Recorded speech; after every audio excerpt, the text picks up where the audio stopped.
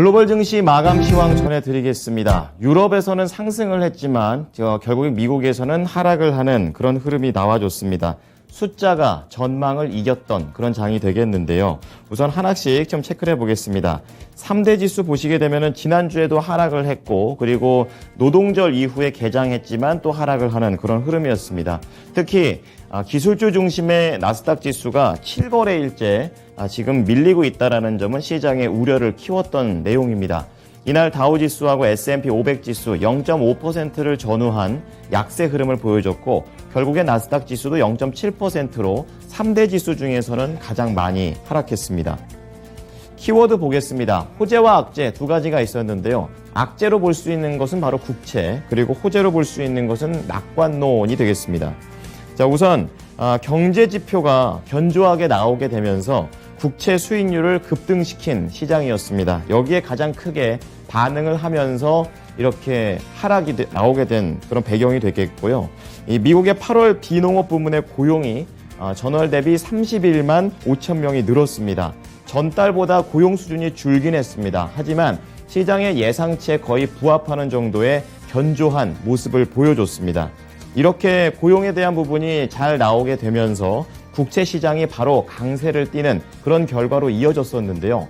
10년물이 16bp나 상승을 하루 만에 했고, 그리고 2년물 역시 10bp 이상 올라가게 되면서 이래 매파 연준의 그런 움직임을 좀 더 강화할 수 있는 이런 부담감이 시장에 그대로 녹아났습니다.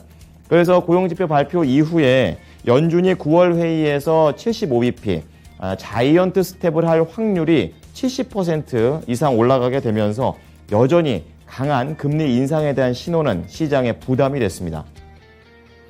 자, 그리고 미미했던 호재가 있었었는데요. 바로 골드만삭스의 낙관론이 되겠습니다.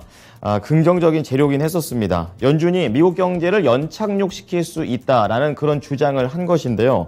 그 근거로 들었던 것이 연착륙에 필요한 추세를 밑도는 성장세가 계속 나오고 있고, 거기에다가 신규 고용에 대한 둔화, 실업률이 완만하게 올라간다는 점을 두 번째 이유로 들었습니다.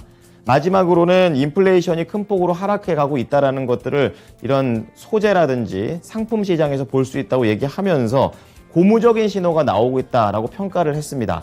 하지만 국채 이슈를 이기지는 못하는 흐름이었습니다. 자, 이어서 섹터와 업종별 흐름으로 넘어가 보겠습니다.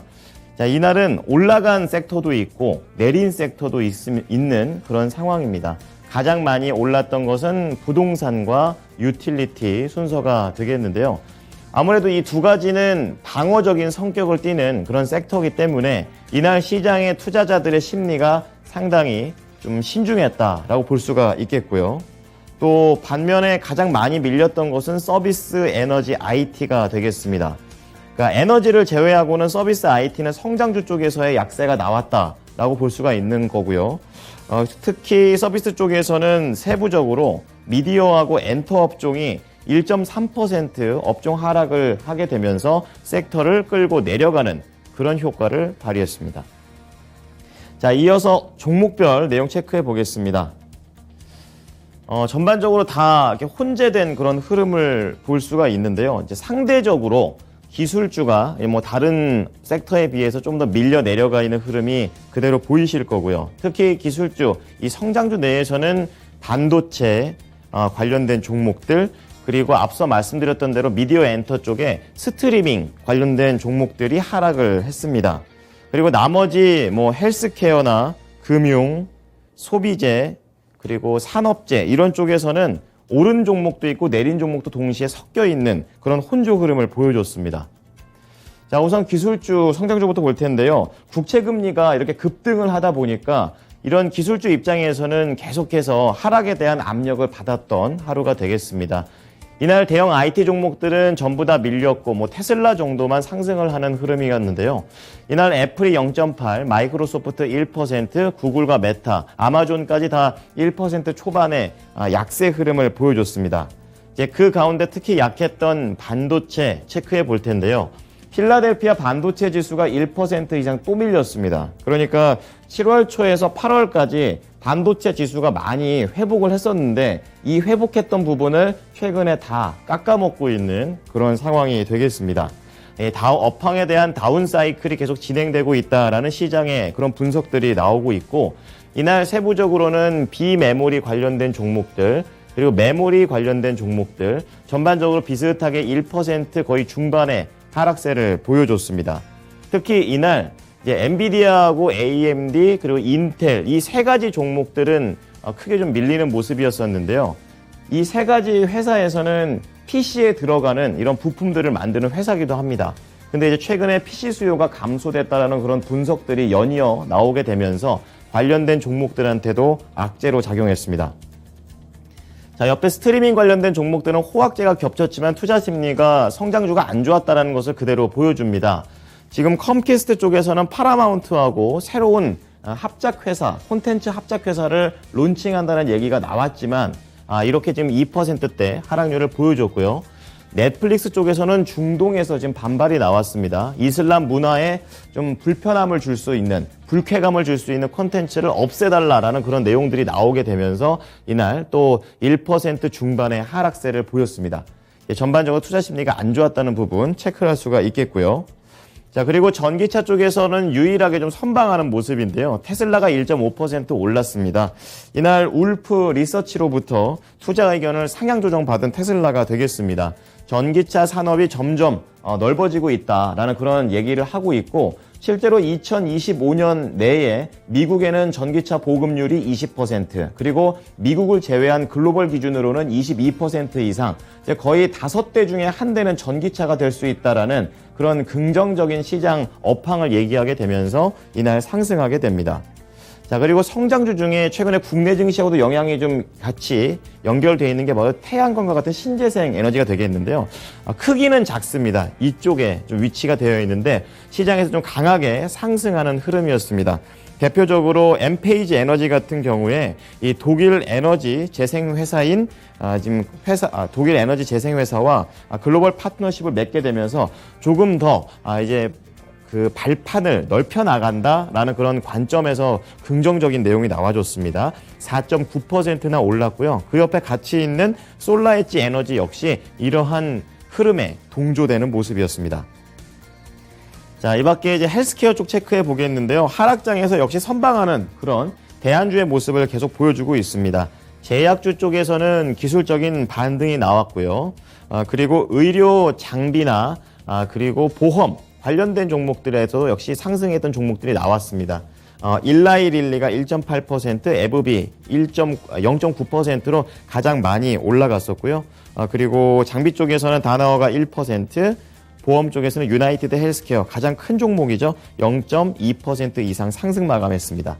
자, 마지막으로 산업재 그리고 부동산 체크해 볼 텐데요. 내린 종목도 있지만 오른 종목이 더 많은 내용입니다. 저가 매수세가 유입이 된 것으로 시장에서는 해석을 했고요. 이날 이렇게 유입이 됐지만 또 밀렸던 것이 3M이었습니다. 4% 급락했는데요. 네오젠 인수와 관련된 부분이 진행이 됐었는데 인수가 마무리가 되면서 재료가 소멸된 그런 흐름을 혼자서 받아내는 모습이었고요. 또 그리고 밑으로 보면은 택배 회사 중에서 UPS하고 페덱스가 있는데 증권사의 의견에 따라서 엇갈리는 그런 흐름을 보였습니다. 잠시 후 미국 현지 연결해서 자세하게 알아보겠습니다. 자, 특징주로는 전력 회사이면서 재생 에너지 회사, 그러니까 신재생 쪽으로 볼 수 있는 넥스트에라 에너지가 되겠습니다. 이날 유틸리티 업종 내에서도 강한 상승력을 보여줬었는데요. 증권사의 입김이 작용을 했습니다. 모건 스탠리 쪽에서 투자 의견을 중립해서 매수를 상향 조정했고 목표 주가도 94달러에서 99달러까지 올린 내용입니다. 최근에 미국에서 통과됐던 인플레이션 감축법에 가장 큰 수혜를 받는 종목 중에 하나가 될 거다라는 긍정적인 평가를 받고 있고요. 여기에다가 넥스테라 에너지는 미국 최대 전력 회사를 보유하고 있기 때문에 상황이 된다면 그 어떤 유틸리티 종목보다도 강하게 많은 전력을 판매할 수 있다는 장점을 갖고 있다는 점 좋게 봤습니다. 2.3% 오르면서 87달러 선에 안착하며 거래를 마쳤습니다. 다음 종목은 중국의 핀테크 기업입니다. 알리바바가 되겠는데요. 지금 중국 남부의 기술 도시인 선전에서 코로나 때문에 봉쇄가 돼 있고 거기에다가 추가로 청두 지역에서도 봉쇄령이 연장이 됐습니다. 특히 이 청두 지역은 코로나도 코로나인데 강진 때문에 지진에 대한 피해까지 크게 입게 되면서 산업에 대한 불안감이 커진 내용이 되겠습니다. 규모 6.8 정도의 강진이 나오게 되면서 많은 피해를 현재 입혔다고 합니다. 그러면서 이제 알리바바는 3.6% 역시 하락하면서 88달러에 거래를 마쳤습니다. 다음 유럽 체크해 보겠습니다. 유럽에서는 대체적으로 상승을 했고 독일이 많이 밀렸던 만큼 반등이 세게 나왔는데요. 올라간 이유는 기술적으로 저가 매수세가 유입된 거고 나머지는 다 악재입니다. 러시아 쪽에서의 그런 가스 공급 중단 우려도 있고 그리고 ECB 회의에서 75p 인상할 수 있다는 부담감도 있습니다. 하지만 이미 악재는 많이 선반영됐다는 측면에서 독일 증시가 0.8% 올랐고 나머지 프랑스, 영국은 강보합 마감했습니다. 상품 시장 체크해 보겠습니다. 유가가 갈팡질팡하다가 결국에 보합권에서 거래를 마쳤습니다. 0.01% 조금 올랐고요. 86달러 거래를 마쳤습니다. 감산에 대한 호재도 있지만 경기 우려라는 악재도 동시에 겹치게 되면서 이렇게 반응한 것이고요. 그리고 구리 가격은 역시 약보합, 중국의 금리 부양책 어제 국내 시장에서 나왔었는데요. 이것이 이제 호재가 됐고 또 반대로 금리 인상, 미국에서의 그런 인상은 우려가 되면서 이날 결국 약보합적으로 거래를 마쳤습니다. 자, 금값도 역시 봉쇄 이런 내용을 받게 됐고 강달러에 의해서 0.5% 하락했고요. 10년물 국채금리 수익률 무려 16bp나 올랐습니다. 견조한 지표가 발표되면서 이제 연준에서 강하게 금리를 올릴 수 있는 그런 배경이 만들어졌다는 측면에서 강하게 상승됐습니다. 자, 미국 현지 연결해 보겠습니다. SH 인베스트먼트 김선영 연구원입니다. 연구원님 안녕하세요. 네, 안녕하십니까. 네, 미국 증시는 하락하면서 거래를 마쳤습니다. 지난주부터 계속해서 약세가 이어지고 있는데요. 간밤에는 어떤 소식이 있었습니까? 예, 어제 노동절 연휴를 마치고 재개정한 오늘 뉴욕 증시는 지난 3주간 하락에 대한 반발 매수가 유입되면서 개장 초 상승세를 보이기도 했지만 연준의 금리 인상에 대한 우려가 지속된 가운데 유럽 경기 침체 우려가 겹치면서 하락 반전됐고 결국 3대 지수가 모두 0.4에서 0.7%의 약세를 보였습니다. 오늘 호주가 기준금리를 0.5% 인상을 하고 유럽 중앙은행과 캐나다 중앙은행 등 주요 국가들의 중앙은행 역시 이번 주 금융정책회의를 열고 기준금리를 인상할 전망인 가운데 이것이 결국 글로벌 경기 위축으로 이어질 것이라는 우려가 높아진 데다 러시아의 가스 공급 중단으로 유럽 경제가 심각한 위기에 직면하고 있다는 뉴스가 투자 심리를 위축시켰던 하루였습니다. 오늘 미국 채권금리 급등세가 지속되면서 주가 수익률, 즉 PER이 상대적으로 높은 기술주와 성장업종의 전반에 약세가 두드러졌고 반면 바이든 행정부의 반인플레이션 법안에 대한 기대감으로 태양광 업종이 두드러진 강세를 보였으며 제약업과 유틸리티 등 방어 종목들도 비교적 선방하는 모습을 나타냈습니다. 한편 영국이 국제통화기금 IMF로부터 또다시 구제 금융을 받는 신세로 전락할지 모른다는 관측이 월가에서 잇따라 제기된 점도 투자 심리에 부담을 가했는데요.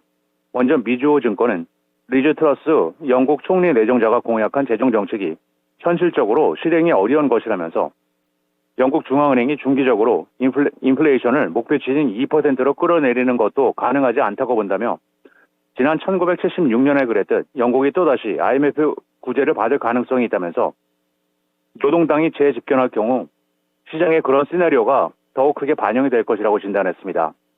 또한 파운드와 환율 패러티 가능성이 옵션 시장에 충분히 반영되지 않았다며 영란은행이 기준금리를 5%까지 인상해야 할 필요가 있을지도 모른다고 우려하고 있습니다. 또 다른 증권사 도이체뱅크 역시 보고서를 통해 영국이 IMF 구제를 받아야 할지 모른다고 진단하고 있는데요. 도이체뱅크는 영국이 공격적인 재정 지출과 심각한 에너지 충격 그리고 파운드 가치 하락이 겹치면서 궁극적으로 70년대 중반처럼 IMF의 구제를 받아야 할지 모른다면서 현재로서는 몇 개의 방어막이 있긴 하지만 그 위험이 갈수록 커질 것이라며 영국의 대외 적자가 10년 평균 수준으로 회복되려면 무역 가중치 기준 파운드 가치가 현재보다 15% 이상 더 떨어져야 된다고 지적을 하고 있습니다. 증권사 골드만삭스의 앤 애처스 수석 이코노미스트가 미국 경제가 소프트 랜딩으로 향해 가고 있다고 주장했습니다.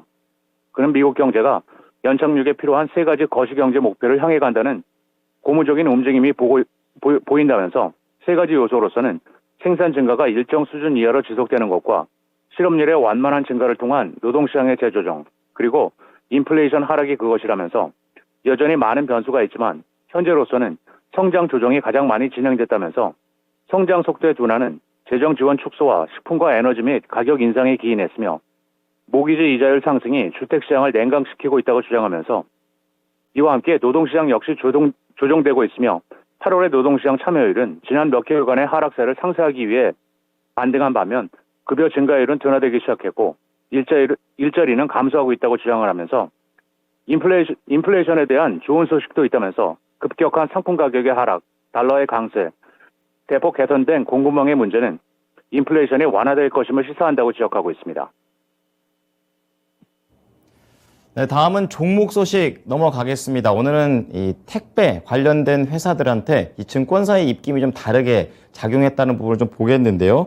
UPS하고 FedEx, 시티그룹의 의견이 약간은 엇갈린 그런 모습입니다. 세부적으로 어땠습니까?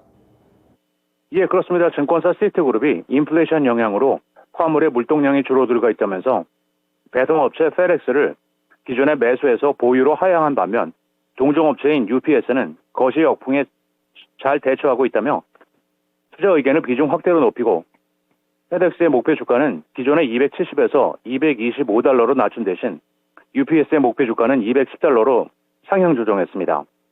시티는 거시 역풍으로 올해 말까지 트럭 화물 운송량이 감소하는 영향을 FedEx가 더욱 크게 받을 것이지만 UPS는 반면 비용을 낮추면서 어려운 환경에서 실행 능력이 더 앞서 있다고 분석했는데요. 시티그룹은 철도 운송량은 증가세가 둔화되고 화물 운송량은 트럭 부분에서 감소하기 시작했고 이와 함께 총 화물 시장 역시 지난 4개월간 약세를 보였다면서 이에 따라 FedEx 주식을 팔고 UPS 주식을 매수하는 전략을 제안한다고 설명하고 있습니다. 오늘 UPS는 0.05% 소폭 하락한 195달러 96센트에 거래된 반면 FedEx는 2.2%가 하락해 204달러 17센트의 거래를 마쳤습니다. 마지막으로 내일은 연방 상무부의 7월 무역 적자, 모기지은행협회 주간 모기지 신청 건수, 연방준비제도의 경기 보고서인 베이지북이 발표되고 게임스톱, 콘페리, 니오잉크, 케이시스 제너럴, 에어로바이런먼트, 어메리칸 이글, 데이브 앤 버스터스, 베린트 시스템, 아카데미 스포츠 앤 아웃도어스, 그리고 코파트 잉크가 지난 2분기 실적을 발표합니다. 네, 지금까지 SH인베스트먼트 김선영 연구원이었습니다. 연구원님 잘 들었습니다. 네, 감사합니다. 네, 지금까지 글로벌 증시 마감 시황이었습니다.